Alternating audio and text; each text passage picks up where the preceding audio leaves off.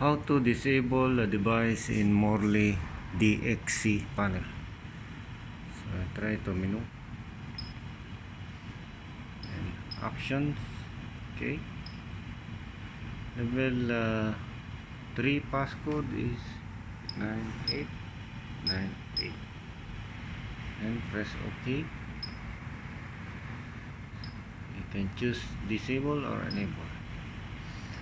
You can use by zone, by devices, by groups, output and local outputs, which is devices, by devices address or by zone.